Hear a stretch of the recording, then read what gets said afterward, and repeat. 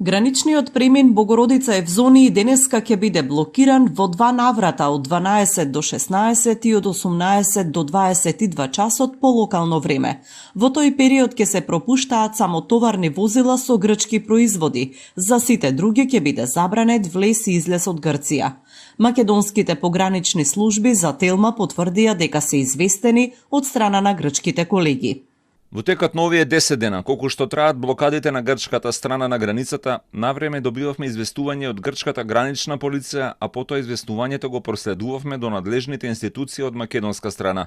Претходно немаше точно одредени интервали за прекините, туку се најавуваа 1 или 2 часа пред прекинот. Велат од македонската граница Богородица. Граничарите коментираат дека засега немало проблеми, бидејќи прекините не траеле долго, а и преминот дојран бил слободен во најголемиот дел од времето. Блокадите се фокусирани на поголемите премини кон Македонија, Бугарија и Турција.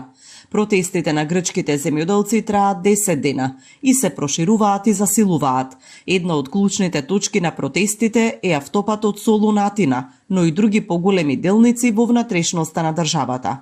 Земјоделците се револтирани поради пораснатите трошоци на производство, ниските откупни цени, но и начинот на распределба на европските субвенции, зашто во моментов во Грција има и скандал за можни злоупотреби на овие фондови.